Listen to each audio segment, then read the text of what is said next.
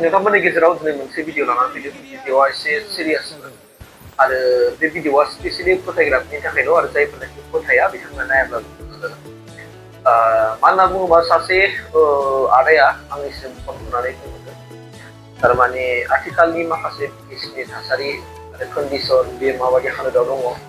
जोंनि बर' हारिखौ फारफ्रोमनिफ्रायबो गुबुन जाथि माने माहारिफ्रा माबायदि नाख्रेबनायनि पलिसि लादों आरो जोंनि बिटिसिआ सानसे सोरनि आखायाव थांगोन आरो बे जोंनि बिटिसिआ जुदि गुबुननि आखायाव थाङोब्ला देट मिन्स आखायाव थानाय माने गुबुनजों जों सासन खालामजायोब्ला बिनि दायनिगिरिया सोर जागोन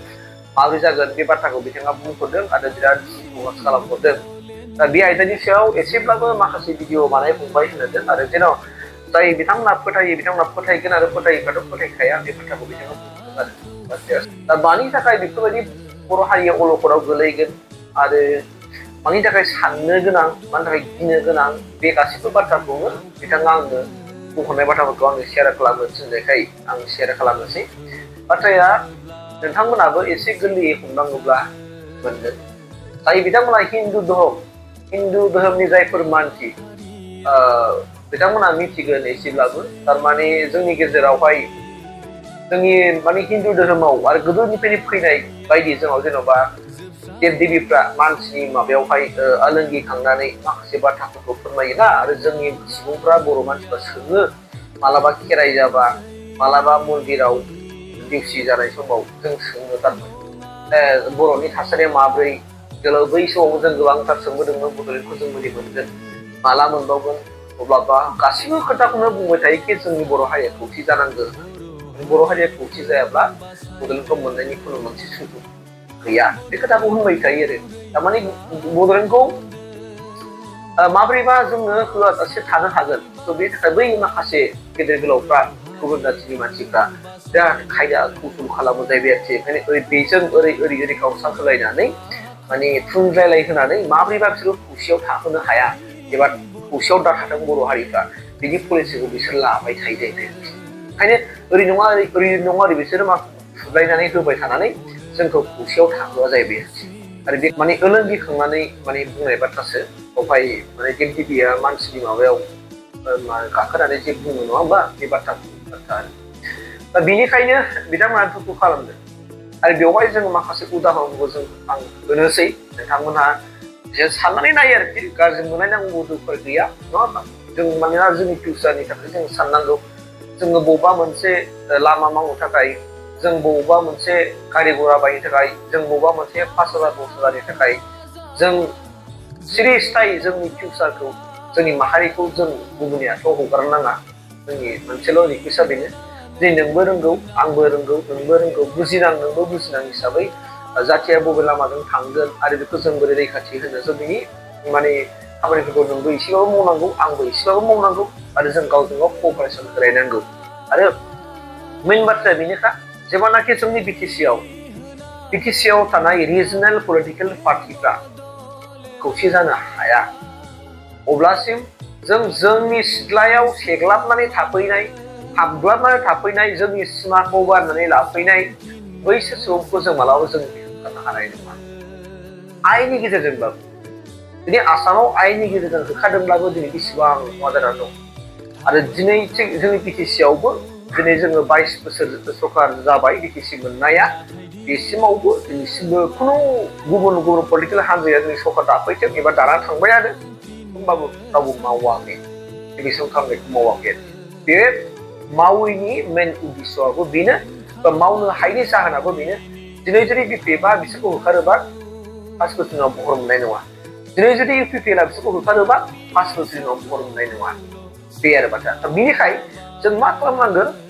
जोंनि रिजनेल पलिटिकेल हान्जाफ्रा जोङो खौसे जानानै जों सरकारखौ सालायनांगोन एटलिस्ट 5 बोसोर बा 10 बोसोरखौ बिसोरखौ जोङो एसे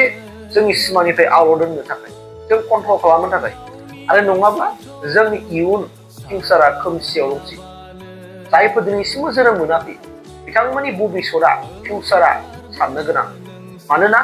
दिनै बिसोरो लोब जोंखौ गाग्लोबनायनि पलिसि लादों जनसंख्याजों सुबुं सानखोजों बिदिनो दिनै सासे बिमानिफ्राय जुदि 6 जन 7 जन गथ' जोनोम जायोब्ला बिसोरो दिनै बिसिनि हाफ्रा माला बबेयाव थोनो थ' बेनिखायनो बिसोरो जोंनि ओरै दावखोनानै जोंनि ट्राइबेल बेल्ट एन्ड ब्लक ओनसोलफ्राव बिसोर हाबगोन नाथाय जों दिनैसिमबो जोंनि गामि सिङाव थानाय सादा बुसा बिमा बिफाफ्रा बे आयदानि सायाव बारा नलेज गैया ट्राइबेल बेल्ट एन्ड ब्लकआ मा बुस्थु आरो बेवहाय मानि थाखाय थानो मोना आरो बे सिमाया बबे सिमा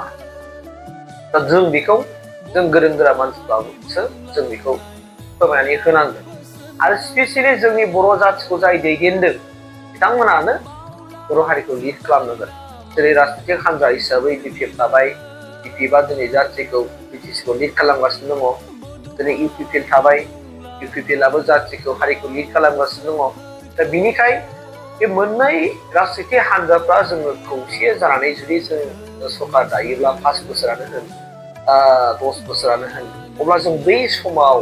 जोङो जायफोर जोङो थानो मोना जोंनि आयेन माने बिसोरो उख्रा भाबै जोंनि जायगायाव हाबसोनानै थाफैदों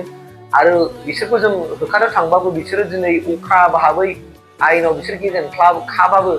जों जुजियो जोंजों जुजिनो लायो दा बेफोरबायदि खामानिखौ बिसोर लागासिनो दङ आरो जोङो दिनैसिमबो देखायदावाखै जों बिसोरखौ जोङो जोंनि बे माखासे ट्राइबेल बेल्ट एन्ड ब्लकनिफ्राय जों होखारदावाखै जायनि फलाव बिसोरो दिनै जोंनाव थासिनबाय थानो बोलो मोनदों आरो खोनाबाय थादों नुबाय थादों आरो बे जाथाया सैथोआवबो फैगासिनो दङ जे आं खेबनै खिन्था जाबाय भिडिअ होनाया माने जोंनि दाखालिसो आसामाव होखारजानाय बै धुबुरी डिस्ट्रिक्टआव होखारजानाय गवालपारा डिस्ट्रिक्टआव होखारजानाय माखासे मुस्लिम सुबुंफ्रा जायफोर होखारजादों आरोखि बिसोरो दिनै जोंनि बिटिसिआव हाबफैबाय होननाय बाथ्राया नंखाय नङा रायजो सैथो बाथ्रा थार बाथ्रा दा जोंनि बिटिसिखौ सोर सासन खालामगोन आरो गुबुननि आखायाव बोरै थांगोननि उद्देश्यआवबो बेनि रायजो जादोंमोन जे जुदि बै आसामाव दिनै जाय हारि माहारिफोरखौ दिनै एसटि होनायनि डिमान्डआ सोलिगासिनो दङ बे जाहैबाय मा जोंनाव बिटिसिआव बांसिनै दङ हिसाबै आदिबासि दङ ओमफ्राय राजबंसिफोर दङ जोंहा बे 6टा जन'गोष्ठीनि गेजेराव थाफादेरनाया बिसोर आरो दा जोंनाव जुदि राजबंसिफ्रा जुदि जेनेबा एसटि मोनबाय आदिबासिफ्रा जुदि एसटि मोनबाय होमब्ला नायदो जोंनि बर' एबा बिटिसिखौ बर'आ सोरबा सिट जाबावो नामा बेखौ नाय मानो बिथांमोनाबो एसटि जाबाय 40टा समस्यायावबो बिथांमोना दिनै माबानो हासिगोन दारायनो हासिगोन टिकेट होनो हासिगोन खारन दिनैनि थारिखआव बिथांमोना एसटि नङैखाय बे 40टा समस्यानि गेजेराव जायफोर एसटि रिजार्भेसन दङ बे इस्टाब्लिशमेन्टआव एसटि रिजार्भेसन बिथांमोना दारायनो हाया दा बिनिखायनो बिसोरो माबोरै गावसोर बिटिसिआव कब्जा खालामगोन बेनि थाखाय बिसोरो बे पलिसिखौ लादों रायजो जानो थांमोन बेखौ गोरलै दाला दिनै आंखौ बुंगोन इउपिपिएलआ जेननायखाय बे बाथ्राखौ बुंदों इउपिपिएलआ दिनै जेननायखाय लाजिनानै खौसेनि बाथ्रा बुंदों होननानै आंखौ गोबां बाथ्राफ्रा बुंगोन जों बेफोर इसेबां नेगेटिभ माइन्डखौ जों साननो नाङा जों फिउचारनि थाखाय रायजो जानो थांमोन नोंथांमोना आंखौ खालि पलिटिकेल माबा इउपिपिएलनि खेथ्रनि होनबाय थायो नाथाय आं पलिटिकेल हान्जानि मानसि दिनै जोङो सिरियास बाथ्राया जोङो बाथ्राया सिरियास जे नोंथांमोनहा बे बाथ्राखौ आं बुंनाया बेसो जोंखौ जोंनि बिटिसिआव सेकेन्ड लार्जेस्ट पपुलेसन होननानै बुङोबा माइनरिटि आरो मैया आं मोनसे भिडिअ होदों बेवहाय माइनरिटिया मा बुंखो दा दिनै सोराङाव फैबाय आरो बावैसो मास मोनसेसो सिगां राजबंसिनिफ्रायबो मा बुङा बिथांमोना दिनै स्पस्ट बुंदों अपेन भाबै बिपिएफखौ सापर्ट खालामदों जे बिथांमोना एसटि होनायावहाय एनअसि होगोन एबा नो अबजेक्सन होनायखाय बिथांमोना पुलि सापर्ट खालामदों अब्ला नायदो नोंथांमोन जेब्लानाखि बिथांमोना राजबंसि आरो आदिबासिया जोंनि बिटिसि हालामाव बांसिन दंथ' बिसोर जुदि जेब्लानाखि एसटि जागोन राजबंसिब्लाबो जोंनि एसटिआव दारायगोन आदिबासिबाबो जोंनि एसटिआव दारायगोन आरो बिथांमोना खौसे थायो रायजो जानो थांमोन खौसेजों बिसोर भट होनो हायो जेरै दा खौसेजों भट होनानै बिपिएफखौ सरकाराव लाबोदों गाबोननो जुदि बिसोर एसटि मोनोबा बिसोरो अन्यथा गुबुन जाथि जन'गोष्ठीया खौसे जानानै ज' जानानै बर'नि बिरोधि गेलेगोन आरो बिटिसिनि सिटआ सोर जाफैगोन अब्ला हनै सोरबा राजबंसि जागोन हनै सोरबा आदिबासि जाफैगोन अब्ला जों उल्था बिफिननोसै नामा बै त्रिपुरा बायदि जे त्रिपुरानि पलिटिक्सखौ जाय मिथिगो बिथांमोन बायदि जों बिफिनसै नामा जों बिफिनगोन नामा अब्ला साननो गोनां रायजो जानो थाङो दा बिनिखाय जोंनि दैदेनगिरि सारमोनहाबो जों बुजिनांगोन आरो जोङो गावनि सामान्य 10,000 20,000 फैसा मोननो लामा दालां बायनानै गारि घरा सालायनो थाखाय सानाब्लानो जोंनि फिउचारनि गथ' गथायनि सेफटिनि थाखाय दानि जेनेरेसना जों मावनानै गालाङाब्ला जोंहा बिराद गिदिर फाब जागोन रायजो राजा नोंथांमोन बेनिखायनो आंनि सोदोबनिफ्राय दैदेनगिरि सारमोनखौ आं खावलायदों जों बर'फोरखौ माखासे खायदा कौशलजों गुबुन गोजौ थाखोनि मानसिफ्रा जेरैबायदि पलिसि बाहायनानै जोंखौ गावस्रा गावस्रि खालामदों जों खौसे जानो नागिरबाबो जों खौसे जानो हायाखै बिनिखायनो बिनि दायनिगिरिया जों बर'फोर नङा रायजो राजा नोंथांमोन बैसोरसो जाय गोजौ हारि माहारिफोर बिसोर जोंखौ ओरै नङा ओरै थुनानै माबा मोनसे प्रल'गन दिन्थिनानै जोंखौ गावस्रा गावस्रि खालामहोयो दा बे फिगारखौ जोंनि जाय BTC खौ जाय BPA लिड खालामदों जाय BTC आवहाय जा UPPL लिड खालामदों बिसोर मोननै पलिटिकेल हान्जा हिसाबै रिजनेल हिसाबै बिथांमोना दैदेनगिरिफ्रा जुदि गोथौ भाबै सिन्था खालामनानै बिथांमोननि एडभाइजारफ्रा गोथौ भाबै सिन्था खालामनानै जों खौसे जों जानो हायो नामा जों बेनि थाखाय खामानि मावनांगोन आरो बिसोरखौ जुदि जों ट्राइबेल बेल्ट एन्ड ब्लकखौ जों बासायनो हाखालाब्ला आरो गैला जोङो नो डाउट ट्राइबेल बेल्ट ब्लकआव बिसोर थादोंब्लाबो हानि फाथालसो जों होनो हायाखैना हानि फाथा होनो हायोब्ला जों माबा दुगा जानो जोंनो दुगा जानो हाया बिसोरनो मेजरिटि जाबोगासिनो दं बिसोरो पपुलेसना बारायबोगासिनो दङ साननि समाव जों बिसोर होनांगौ जाना फैगोन जेराव ट्राइबेल बेल्ट एन्ड ब्लकआवनो जुदि ट्राइबेलफ्रानो गैलाब्ला बिसोरजों जाजोब्बायब्ला अब्ला बोरै जागोन जों नोंथांमोना धुबुरी डिस्ट्रिक्टआव गलगनसा ट्राइबेल बेल्ट एन्ड ब्लकफोर बे ट्राइबेल बेल्ट एन्ड ब्लक गलगनसावहाय दिनै ट्राइबेलफोर दंबावो नामा ट्राइबेलफोर गैला होमबा बिनि बिदिन्थिया बेफोरनो रायजो जानो थांदों बेनिखायनो जोङो सामान्य जों पलिटिकेल लामायाव खाथिराव जों जुदि खौसे जानो हायाबा जोंनि मोनथायखौ जों खोमाना लानांगौब्ला जोंनि BTC नि सिबानो जुदि बर'नि अनगायै गुबुना जानांगौ जानानै फैयोब्ला बिनि रेसपन्सिबिलिटि दायनिगिरिया सोर जागोन साननानै नाय आरो प्रुफआ बेनो जागोन कि जेब्लानाखि बै जनगोष्ठिफ्रा ST मोनबाय अब्ला नायदो BTC आव जिबनावबो बर'आ सिट जानो हाया मानोना जों खौसे नंखाया बिथांमोना दिनै खौसे ज' जानानै केन्डिडेट रायनानै BTC नि सिट खालामगोन आरोबा उल्था जों बिसिनि सिङाव जों थाफिननांगोन आरो जों उनाव हब्रा गारना हब्रानानै जोङो बदलाय नांफिनगौ माबा नांफिनगौ होनब्लाबो बे खामानि जानाय नङा दिनै आंखौ सोरबाया मिनिगोन जाम्बा होनगोन पन्डित होनगोन आंखौ गुरुजि होनना बुंगोन अरनाबो होनगोन आंखौ दिनै मानसिफ्रा एक्सपार्ट गियानि सुबुं होननानै बुंगोन नाथाय बे बुंनायनि सिगां नों हाजारबार गोसोआव सानग्रोनानै नोंनो कमेन्टखौ हर अब्लानो दिनै जाथाया सोराङाव फैगोन रायजो जागोन